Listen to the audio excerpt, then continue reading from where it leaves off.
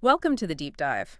Today, we're zeroing in on this idea of the Uncle Fluffy persona, Right. that sort of ingrained need to please everyone, and, well, how it can actually mess with your relationships Yeah. and your freedom. hmm We've been looking at Michaela's work on this, from breaking free from approval. Yeah, exactly. And our goal today is really just to unpack this whole people-pleasing thing. What is it, really? Well, it's interesting how she defines it, isn't it? This specific kind of nice guy or nice person persona. It's more than just being, polite. Oh, much more. It's this fundamental need for approval from basically everyone. So the Uncle Fluffy type, they're always smiling, even if they're feeling, I don't know, awful. Pretty much. And they'll Yeah. bend over backwards to avoid conflict. Yeah. Like any hint of disagreement. Even lying sometime. Yeah, sometimes that's part of it. Anything to smooth things over, keep the peace, make sure everyone likes them. Wow. And that internal monologue she described, Yeah. that's quite something. It is, isn't it? I am so good. I am so nice. You don't have to worry. I'm harmless. You can trust me. I'll take care of your every need. It's like projecting this image of total safety, total reliability. Exactly.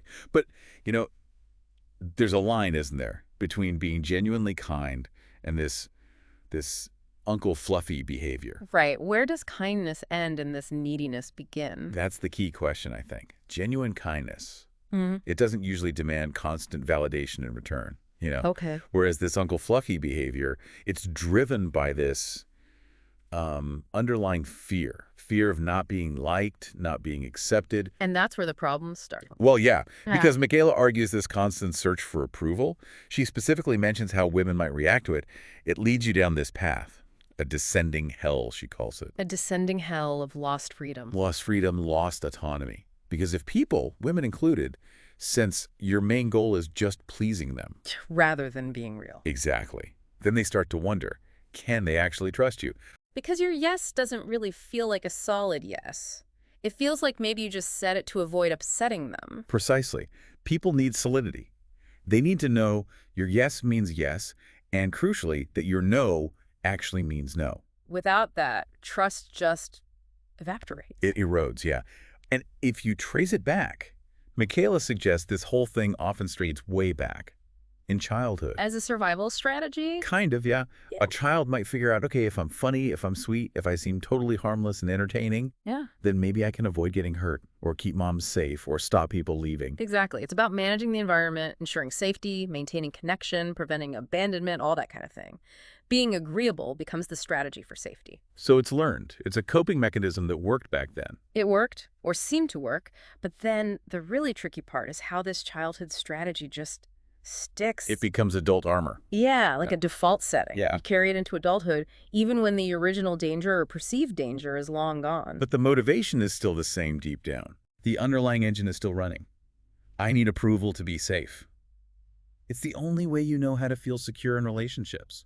So, like, the kid who used jokes to deflect anger might become the adult who can never be serious, even when it's important. That's a good example, yeah. It undermines them, potentially. Okay, so let's quickly recap.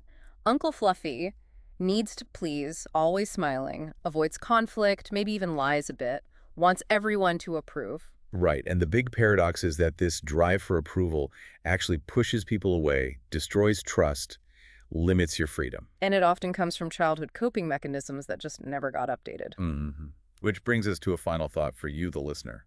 Yeah. Just maybe think about, do you see bits of this Uncle Fluffy in yourself, or maybe in people you know? And if you do, what could be just one tiny step towards what Michaela calls solidity? Maybe it's just noticing. Noticing when you automatically say yes, when you actually feel Yeah. no, and just pausing. Just that pause before answering. Yeah. It's that tiny shift, maybe, from always looking outside for validation towards building something more, well, solid inside.